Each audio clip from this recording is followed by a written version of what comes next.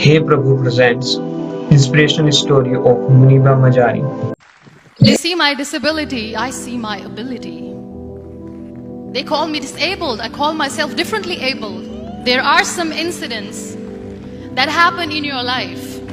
Those incidents break you, deform you, but they mold you into the best version of you.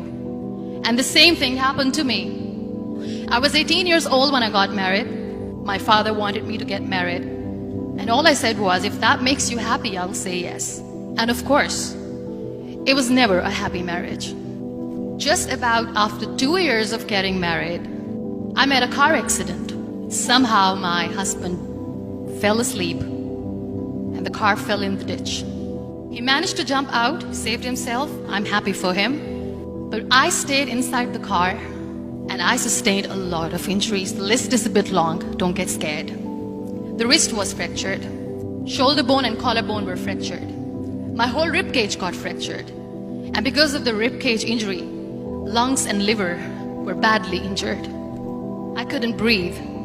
I lost urinary bowel control. That's why I have to wear the bag wherever I go. 3 vertebrae of my backbone were completely crushed. And I got paralyzed for the rest of my life. I finally ended up in a hospital where I stayed for 2.5 months. I underwent multiple surgeries. One day, doctor came to me and he said, well, I heard that you wanted to be an artist, but you ended up being a housewife. I have a bad news for you. You won't be able to paint again because your wrist and your arm are so deformed, you won't be able to hold a pen again. Next day, doctor came to me and said, your spine injury is so bad, you won't be able to walk again. Because of your spine injury and the fixation that you have in your back, you won't be able to give birth to a child again. That day, I was devastated. I asked my mother, why me? And that is where I started to question my existence. Why am I even alive? And that is where I realized that the words have the power to heal the soul. My mother said to me, this too shall pass. God has a greater plan for you. I don't know what it is, but He surely has. And in all that distress and grief, somehow or the other, those words were so magical that they kept me going. One day I asked my brothers, I know I have a deformed hand, but I'm tired of looking at these white walls in the hospital and wearing these white scrubs. I'm getting tired of this. I want to add more colors to my life. I want to do something. Bring me some colors, bring me some small canvas. I want to paint. So the very first painting I made was on my deathbed, where I painted for the very first time. It was not just an art piece or just my passion. It was my therapy. And then I was discharged and I went back home. And I went back home and I realized that I have developed a lot of pressure ulcers on my back and on my hip bone. I was unable to sit. There were a lot of infections in my body, a lot of allergies. So doctors wanted me to lie down on the bed straight for not 6 months, for not 1 year, for 2 years. I was bedridden, confined in that one room, looking outside the window, listening to the birds chirping and thinking maybe there will be a time when we'll be going out with the family and enjoying the nature. That was the time where I realized how lucky people are. That is the time where I realized that the day I'm going to sit, I'm going to share this pain with everyone to make them realize how blessed they are, and they don't even consider them lucky. That day I decided that I'm going to fight my fears. We all have fears. Fear of unknown, fear of losing people, fear of losing health, money. We want to excel in career, we want to become famous, we want to get money. We are scared all the time. So I wrote down one by one all those fears. And I decided that I'm going to overcome these fears one at a time. You know what was my biggest fear? Divorce.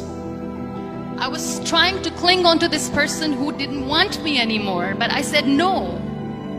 I have to make it work. But the day I decided that this is nothing but my fear, I liberated myself by setting him free.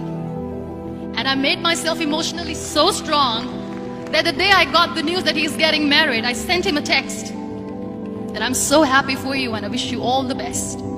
And he knows that I pray for him today. Number 2 was, I won't be able to be a mother again. And that was quite devastating for me. But then I realized there are so many children in the world, all they want is acceptance. So there is no point of crying, just go and adopt one. And that's what I did. People think that they will not be accepted by the people because we, in the world of perfect people, are imperfect. So I decided that instead of starting an NGO for disability awareness, which I know will not help anyone, I started to appear more in public. I started to paint. I decided that I'm going to join the national TV of Pakistan as an anchor person. And I've been doing a lot of shows for the last 3 years. I became the National Goodwill Ambassador for UN Women Pakistan, and now I speak for the rights of women, children. We talk about inclusion, diversity, gender equality, which is a must. Every time I go in public, I always smile.